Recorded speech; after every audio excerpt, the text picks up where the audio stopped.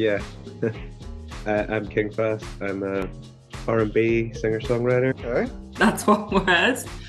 Um, I'm gonna say cosmic. So, if you've got a busy schedule, you've got family, what I realized was do things increment. Book, I guess, is a book about self-discovery, hmm um, very spiritual.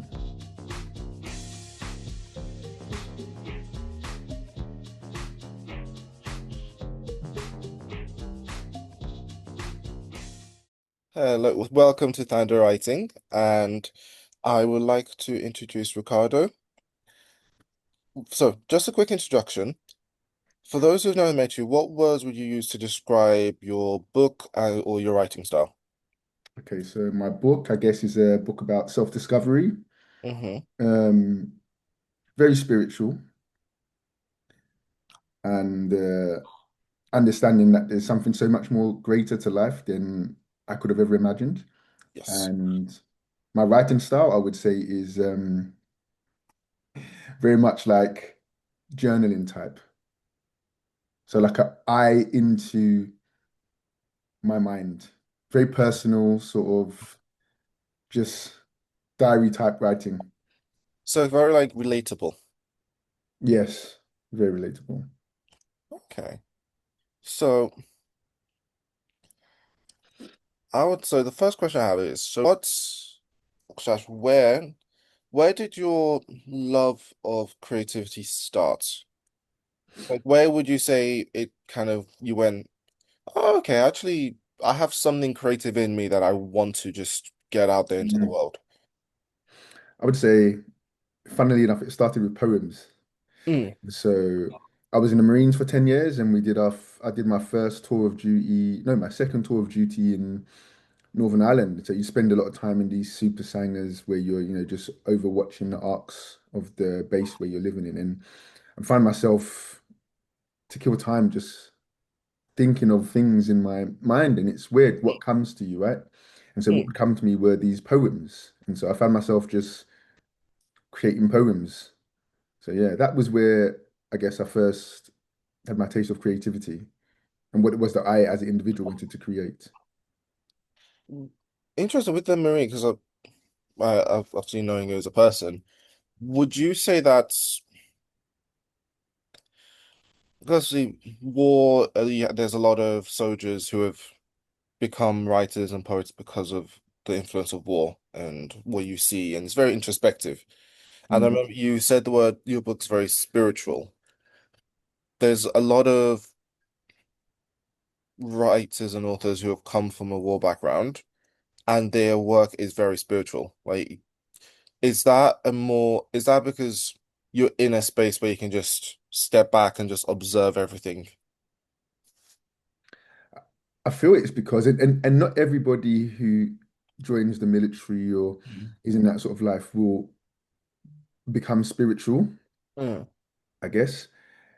So I can only speak for myself and my experiences, right? But I believe it's that when you go certain places or you see certain things, it will within you evoke certain questions, right? You yes. go when you start to see injustices or you start to see the brutality of war and what can happen, friends that you lose, you begin to start asking yourself questions that you might not necessarily have asked yourself. And I believe it's them questions that I guess create a catalyst for your spirituality, Mm. if you understand what I'm saying. Oh yeah, yeah, yeah, I'm 100%. articulating myself well. No, you are 100%. I think I can't remember. I can't remember who it is now, but I know there's a few classical writers who have a military background, Mm, and not Alice, the writer of Alice in the Wonderland, I think.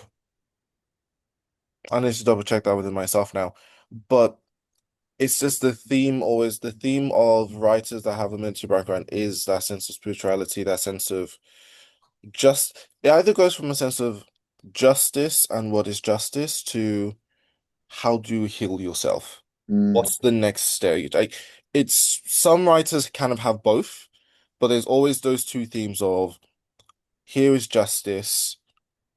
How can we make a better just world? To life can be very hard. Okay, how can we get things better? How can we make things better? And those are the themes I see from a lot of authors who have a military background, either born in either recruited or family, like they have a parents who are military. Yeah, Mm. yeah, absolutely. I mean, for me, there was no family. I think it's very much like it will. I think you only end up in these sort of jobs or any job that you end up in because there's some sort of inner guiding compass that leads you. We've got inner guiding compasses in all of us that lead us along the paths that we take in life, right? And so for me, my inner guiding compass led me to the military. And everybody else that was in the military, theirs had led them there as well. And I Mm. guess it was just part of our journeys, just as the same as everybody who goes and does anything else. That experience is part of theirs. And there's something in the experiences that we do that we experience that is for us. We're going to learn a lesson or we're going to experience something that is going to impact the way that we think, feel, or experience life. And I think that's what happens with a lot of people in the military. And to go back a little, because you said you didn't have a full literary background. Yeah. So what was your journey from idea to publishing? So I think I've done a lot of plant medicine, right? So ayahuasca, smoking buffo, DMT, yopo, and mushrooms, right? And so a lot of these experiences were very profound and out of this world. So I would always journal what my experience had been. And so at some point there was a feeling like you should write a book. I had loads of friends that had always said, you should write a book, like, the way you tell a story, or you should write a book. And it's something that you laugh off, like me, as if I'm going to write a book. Who wants to hear what I've got to say? Mm. And so there was always this feeling that of people telling me I should write a book, but then me obviously doubting myself and thinking that I shouldn't.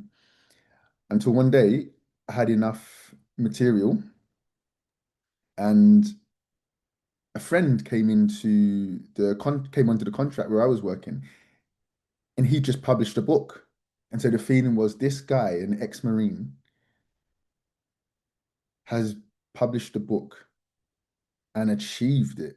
People were buying his book and reading it, and it was like, and whether people buy the book or not, it's like you've achieved something in yourself. It's like Mm. he's created a work now that will be here till the end of time. And something inside me was like that. If H can write a book and publish it, be proud of his achievement, why can't I? You know? And so that was what I guess pushed me over the edge to actually start beginning to write a book. And I think that's a really cool way you described it, because a lot of authors want to think, "Oh, I want to become a bestseller." Mm, Straight away, I want to bestseller, bestseller. And you have to realize you're creating something that from now till forever, it's there. yeah, You've created something that someone will read, that will go, "This has affected my life. I want to do this." And not a lot of people can say that. Even if it's like just one person who buys your book, or five or 10, you got those 10 people, you've influenced them in some way by your message. And mm, I feel as adults, we don't always have that opportunity to say, to step back, let's say in our old age, and say, "I've helped someone in this way." yeah, So that's really absolutely. impressive. Yeah, thank you. Yeah. So did you go published, self-published, small independent, or agents? So I looked at agent, I looked at small independent, and it was Mhm. really hard. So you send out all of these emails, and the ones that do reply. So I think I sent out to about 20 companies, and the ones that do reply, which is a small proportion of them, they say, um, thank you so much for your inquiry, but your project isn't really for us at this moment. Mhm. When you keep getting enough of them and you start to believe, okay, maybe what I've done isn't any good. You start to begin to doubt yourself. And so along that journey somewhere, because I had no intentions of self-publishing, because Mhm. Why would I? How would I advertise it? How would I promote it? What would be the point? And then along that journey of getting, you know, rejected and all of them thoughts, something inside of me was just like, I've come this far. Why wouldn't I publish it? Like, what does it matter if I don't have a massive company behind me? Mm. I guess the question was, do I believe in what I've created? Mm. And when I asked myself that, the answer is yes, I believe in what I've created. So then why wouldn't I believe in myself enough to self-publish, which is what I ended up doing because I do believe in what I created. And so self-publishing was the only way to go forward to get my work out there. And so that was my journey of So getting out there. almost have to like back yourself. I say, Yes, okay, no one's yes, gonna trust me, not trust me. No one's gonna pick up my work. yeah, I gotta pick up myself. Let's go. Let's do this. yeah, Let's. Okay. Is this something you recommend for other people? absolutely. And Hmm. I think it's the same, they'll go on the same journey because if you write a book, you've got this idea that, you believe in your work, what you've created. A company's going to read this and bang, they're going to want it. They're going to want it. I don't know, Random House, Penguin. You think someone's going to, but the truth is, how many books are being written every day? How many people are looking for publishers? And, you know, not everybody's going to be interested in your work. And so I would say to anybody, if you feel like, and I believe everybody's got a book in them. There's that old saying, right? Everybody has a book in them. And so I feel like everybody's holding a piece of the puzzle. And if we all write our books, we can start putting that piece of the puzzle together. It's like you're going to record on a piece of paper what life is evoking within you, and other people get to see that. And no matter what, there will be other people in the world who resonate with what it is we write. Yeah. And so, just like you said, people will find value in it. And also, just for yourself, like you've created something, you've, you, you believe in the process that you're on and what you've created, and so you owe it to yourself to get it out. I would highly recommend that anybody who wants to write a book who hasn't had much luck looking for agencies or like a publishing company that they actually self-publish. My personal experience with this is I've got two books out, and one is a small publishing house, and I was relatively very lucky. So when I say my experience, I'm like, this is not the normal experience. Mm, I applied to two publishing houses, got accepted for my first application, first time. So really I good. never got rejected. Right. So when I say that, I don't say that to brag. I'm like, this is not normal. Like this is Yeah. like it's most people get rejection, rejection, rejection. I was just very, very lucky. I found the right publishing houses straight away. The ones Mm, that kind of saw my message, luck, right? And the yeah. majority of people, it takes hundreds of applications, hundreds, Yeah. like boom, to find that one publishing house or agent that goes, I get you, right? So I definitely understand why people self-publish because it's you, if you trust yourself, like I said, if you back yourself, you have complete authority of your own book. Mm, Um, because I've got the small publishing house I work with, amazing, really personalized, and that's because you never know, because obviously you're working with with a publisher, you don't know the mm, not philosophy. Yeah, I can't say philosophy of the other publishing house because they will alter your book in certain way. mm, They will edit in a absolutely. certain way because you're under their umbrella.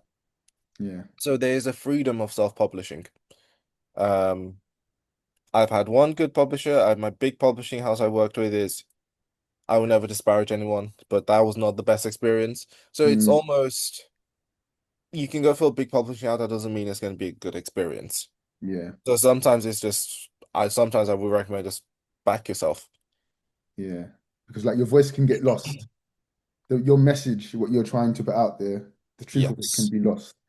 Especially with a big publishing house, because I have to realize you're one of maybe 100, 200, 300, like because they got so many books in the pipeline. that it's so easy for your book to become last on the priority list. Yeah. And it's normal. Like it's not they're not actively trying to disparage the writer, but if you're not, let's say, the biggest name sometimes, and you're maybe more up and coming, they'll be like, oh cool, we've got this celebrity here compared to this newcomer. Mm, It's a weird one. So it's sometimes self-publishing is the best route. It's yeah. the scarier route. Yeah.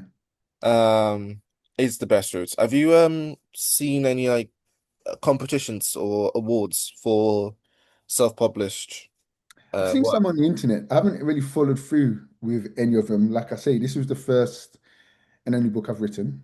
Mhm, So I've really just only dipped my toe into the world of writing. mm. And so I'm yet to, I guess, get into competitions and experience that sort of thing.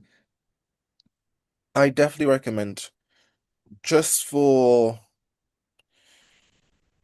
just for even if you submit your book to a competition or Mm, an award, it gets more eyes on your book. That's yeah, kind of how I think of it is even if you get nothing out of it, right? Even if they say, okay, boom, we don't really like it, but it's you've got another person to see your book yeah, and go, oh, okay. And those judges may recommend someone else to someone yeah, else to yeah, someone else. It's almost you're getting the away, and obviously if you win an award, perfect, even more promotion. yeah, Because especially when you self-publish, you have to find a way of always promoting yourself somehow, yeah. which is the difficult part of self-publishing, I think.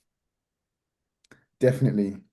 And it is promoting yourself is not an easy thing to do at all. And it can be quite expensive if you don't really know what you're doing and you just go Mhm. down the normal lines of, social media, running ads. It becomes very expensive. So you're absolutely right. Yeah. That's something I'll have to look at for sure. Yeah. What's your so looking behind the screen, obviously, I know you, but we both do sports together. So Mm. I know your personality. But for the audience, how would you say, because you're more of a more quieter person, more like gentle, cool, like very chill.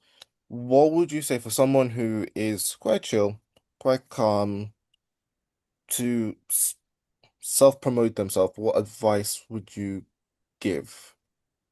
Because obviously you have some people who naturally they walk into the room, they shout, look at me, like, but you're not that kind of person, like, so how would you recommend promoting yourself if you are more a quieter person? I would say, look, if you've got this work that you want to get out and you want to show the world your message and what it is that you've created, Mm, I think, as I say, I'm spiritual. There's this question I believe that you'll be asked all the time during your creating phase, and it's going to be, and even more so once you've created, mm, and it's going to be, do I believe in what I've created? Because if the only way that you will continue to promote your stuff, even in the small ways that the likes of us can promote ourselves, who don't have big companies behind us, will do, is if you believe in yourself. If you don't believe in yourself, you're not going to put your work out there because you're going to be scared of being ridiculed, of people telling you they don't like it, or who do you think you are to write a book? And, you know, but if you believe, if you ask yourself that question, if you find yourself faced with that question, do I believe in what I've created? Then if the answer is yes, the next question is, even though I may not like it, I might be a quieter person. How do I get my work promoted? If no one's going to do it for me, how can I do it myself? And that's how you find yourself being on social media, putting your face at the forefront, owning what you've created, and putting yourself in the position where you can most be criticized and ridiculed by keyboard warriors, right? Let's be honest. And so, I'll gone. I'll tell you a story, and this is so my first poetry book. There's a book called my first poetry book is Looking for the Black Window. So the idea Say that again. was looking through the black window. Okay. So the idea was obviously as a black person, we're both black people. what's the black experience all around the world? From Asia to Africa, because it's different depending where you are.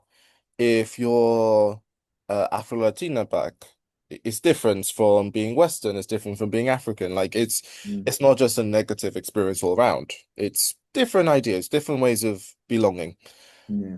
So that was the idea of the book. And obviously when you're writing about the Black experience, you're gonna write about some very hard topics because trauma and pain has come with the Black experience. So Yeah. I was very aware that some of my poems, probably one or two of my poems, are very raw because it's very hard to it's very hard to like soften certain topics. You can try all you want. It's just the way it is.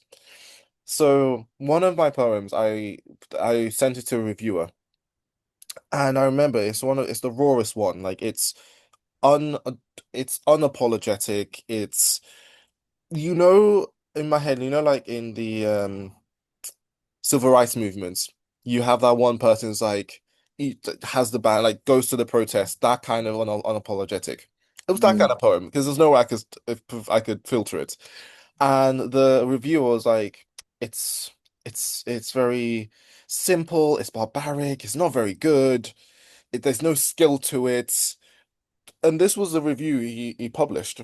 Like, there's no skill to it. Honestly, it's one of the worst books I've ever read. Mm, And it specifically focused on that one poem. And I literally just went, if you put it like that, you do not get the point of that poem.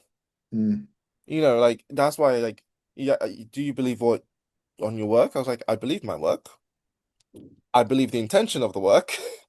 And mm, if this is how you saw it, you do not get the intention of that poem. yeah. Because again, like it's very raw. Yeah, it has to be raw. It's your It's experience. black pain. Like some stuff you cannot be like, oh, let's sugarcoat this. It Mm, is pain. So when I saw that, I was like, okay, let me just ignore this person respectfully mm, and let me just focus on other people. It's one of those stuff like you believe in what you're doing, you will get those negative ones, and you just yeah. have to learn how to just block it out selectively. And I think that's the only way to go about business. It's like, how can somebody tell you what you've experienced or the way to narrate Mm. your experiences? You are your own unique individual person, and you're here to create your work and um, convey it in the way that you want, right? In a way Yes. that best like shows who you are. And so, yeah, I'm not really bothered about criticism. And one thing that I have learned through this process is not to get involved with all of that. Someone criticizes you, cool, okay, sounds like a them problem. You know, Hmm. it's not a me thing. Like it only becomes a me thing if I get engaged in it and start going down that road. I like that. It's only a you thing if you start engaging and then you start Yeah. letting it affecting you. And I make their interpretation of my works my problem when actually it's not. They're allowed to interpret. I'm allowed to put out my creations just the way it comes to me, just as the same as they're allowed to interpret it through the lens of what life has taught them. Mm. And they're still seeing your art. Yeah. No matter how they interpret it, they're still seeing your art and when I have an opinion on this art, which I think that's the idea of a book. Mm. It's not Yes. always someone liking your work, it's someone seeing it and going, I have an opinion on this. Mm. Whether it's the opinion that the author would like, whether it's the opinion that someone else would like, but I have an opinion on this. And not a lot of books can evoke an opinion, Yeah. That's which it. it sounds very strange to say that, but like when a book is rushed, you can tell because it doesn't invoke some sense of emotion. Yeah. You're just indifferent. No, good. So it doesn't evoke some sense of emotion. So if your book can evoke some sense of emotion, even if it's someone going, I hate it, Mm. you've read it, you have some sense of emotion for it. I've done my job. Mm. Absolutely. Oh, I so let's say there's someone a young kid comes in and says, I want to write a book. Um, what advice would you give? So right. Right, right, right. Go home every day, sat on a train, sat on a bus, sat on a plane, sat in a park, in a coffee shop, wherever you are, Hmm. like see what comes to you and then just write, write, write. And I would say don't get in any sort of habit of writing a chapter and then editing. No, just write until you've got everything. Because for me, the truth of what writing is, at its very basic, is purging. There's something inside of me that wants to be released. All this energy that is accumulated in me over the years, whether it be a fictional story, non-fictional, or whatever it be, there's something inside of me that has been created through the experiences that I've had in life, and it wants to be captured somehow, some way. And so writing is a purging, right? A lot of people go to therapists and purge that way, but a writer, someone who's writing a story, will purge through the pen. And what I found with my book, which was really a big realization for me, was before I wrote my book, the accounts and the stories that are in there, I could recall like just bang off the day. I could have just told you, oh, I had this one experience, and I could have regurgitated it like brilliantly. Now, after having written that book, when I go to think about the experiences that I'm in there, I'm like, hang on a minute. And I have to think. And it's because all of that space that was being taken up It's gone. is gone. Yeah. It's like I was able to purge everything that needed to be purged to create more space. And through that, it's therapeutic. It's absolutely therapeutic. And so I would say to anybody that wants to write, start writing and don't stop. So I have a question, just to follow up, because I like the idea what you said about purging. What would you say for someone who, because certain topics are very difficult, Mm, just it's just very heavy for whatever reason. It's a very heavy topic to purge. What advice would you give to those people when it's like it's a very heavy topic? So would you say do it like maybe in a quiet space, or what kind of advice would you give if the for better words, the purging is very difficult? mm. I would say sit with yourself for a moment, right? Mm, Because if you're getting a feeling inside of you, again, your inner guiding compass, and you feel like there's something nudging you to write something, create something, then trust it. Trust that whatever is inside of you and has got you to this moment in your life right now is guiding you along your journey for a specific reason. And so I would say, trust that feeling. It's not somebody else telling you to write a book, it's something within you that's, you know, softly, quietly telling you, right. And so I would say, trust it. And the beauty of that is you don't ever have to publish it, mm. but you can write about these tough experiences that you've had, and nobody ever has to see it, but at least you would have honored the voice inside of you and began to write. Yeah, and that's really a really good lesson. There's a poet that it's a lesson in poetry is which is you write for yourself first, Mm, other second. mm, So for like for every 10 poems you write, 9 of them is for yourself. No one sees it. No one will ever, not like again going back to that purging idea. No one will ever see the 9 poems of you purging something very difficult. Maybe you've cried, maybe whatever. But they may see that one poem, you're like, cool, I feel confident and brave enough to send it out to the world. exactly. And I think part of it is there something you're writing about that is so hard, such a tough topic to write about? Chances are other people have experienced it in some sort of shape or form. And for them people who haven't got to the point where they want to write or, share their experience with the rest of the world, it empowers us by knowing that someone else has experienced what I've experienced and I'm not alone. And so I would say it behooves us all to write if we're being told from somewhere within to write. Because yes, it's for ourselves first. And also, like you said, you never know who it's going to impact, what mind it's going to touch, and then what they're going to do with that. Beautiful. And what feedback would you give to your younger self then? So within the, because there's other people I've interviewed had from a very young age had like an idea of I want to be a creative. I want to write already, but for you is more later on. Mm, So, what advice would you give to your younger self who maybe would not have known this was coming up, this was going to mm. happen? Um, would you have would you have wanted to start writing at an earlier age, or are you grateful that it happened at the time it happened? I'm very grateful it happened at the time it happened. I think, no, I think I know. I was not capable of writing my story earlier Mm, in my life.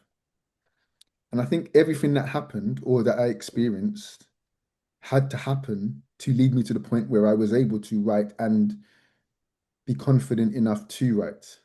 mm, And so, advice to myself would just be don't be too tough on yourself, mhm, you know, just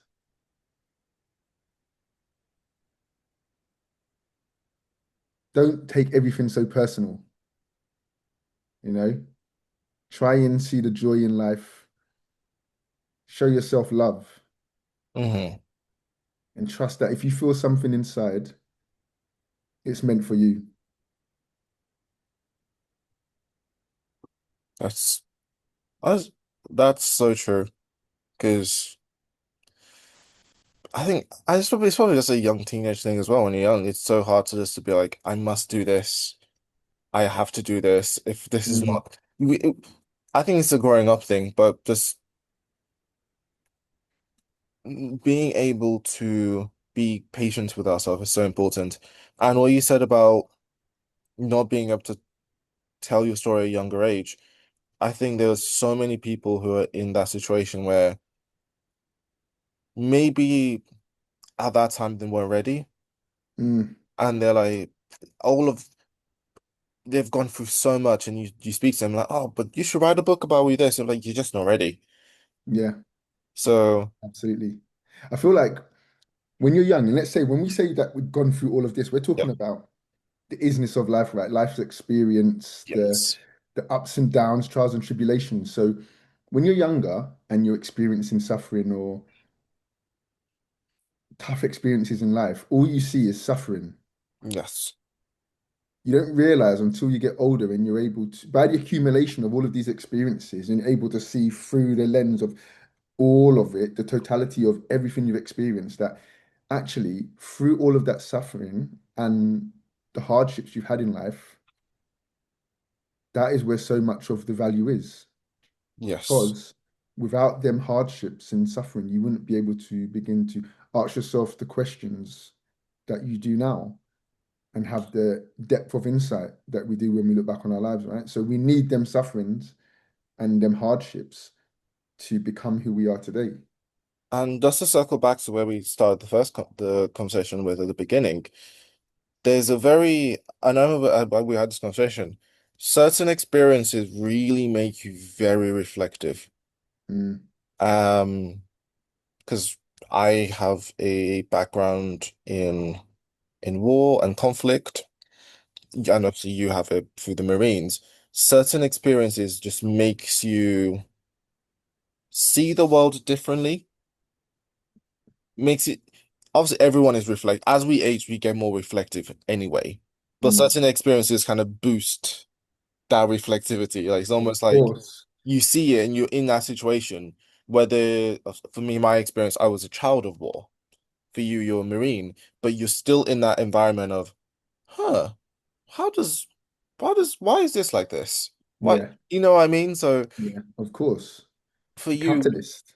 would you say, but would you say being that was a catalyst for you being more reflective, being like, oh, okay, like to help you in that process? As in what my experience is. Yes. So would Yeah. you say, just like putting everything back to full circle, joining the Marines kind of accelerated you being more reflective? Oh, exactly. It definitely, without a doubt. I had experience in the Marines that I could have never had it anywhere else.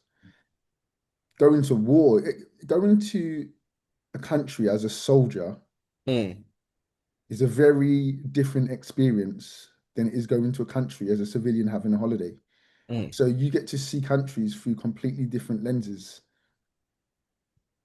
You get to experience things that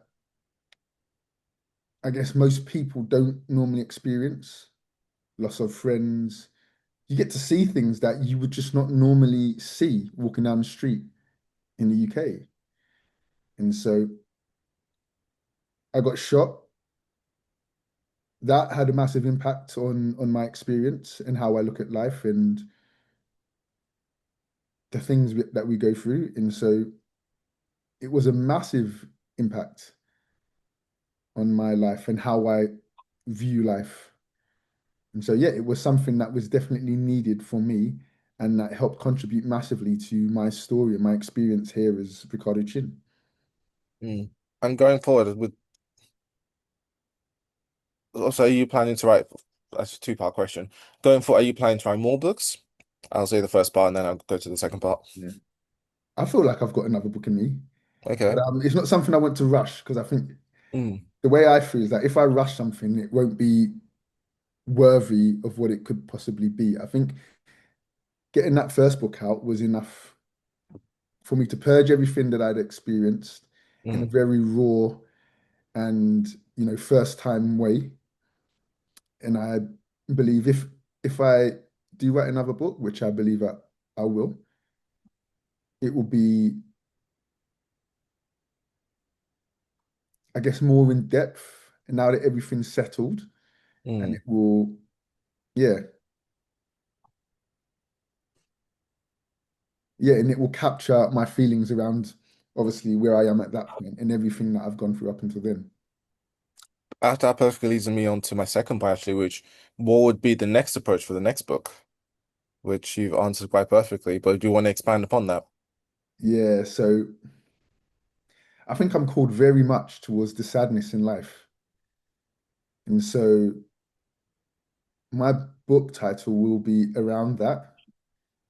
And it's this feeling that I have of sadness being such a grand part of beauty. There being so much beauty in sadness. And the fact that in order to experience the beauty of life, we have to experience the sadness Mm, because that sadness, the lows of life, are what make the beautiful moments so impactful in beauty. And so that's where I find myself all the time realizing this great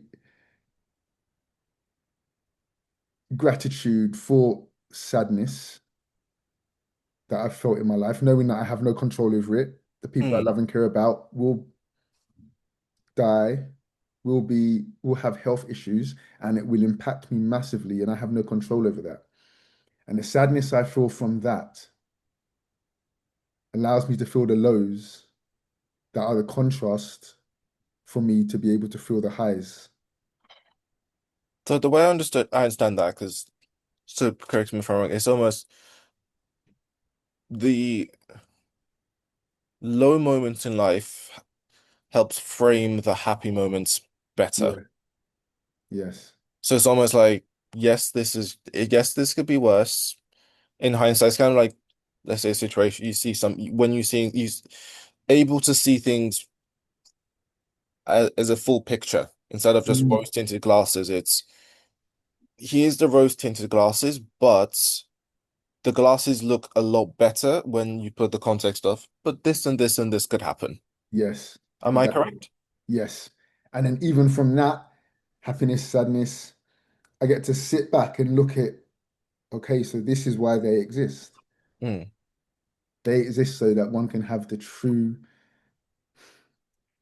in-depth experience of life and all its intensity. mm. That's really beautiful. There's so many quotes I've from this conversation actually that I'm gonna will be editing. I'll be like picking all these quotes to like put on social media now. Yeah. To close it off, what Um, two parts again. Where can we find your book? Promotion, like basically promote yourself. Yeah, yeah. And the second part is what closing words would you have for someone watching this and saying, Mm.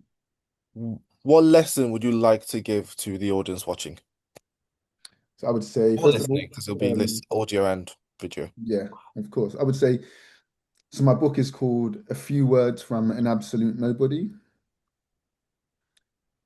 Um, and it's available on Amazon, and I've just been promoting it off my own Instagram page, and obviously word of mouth. Hmm.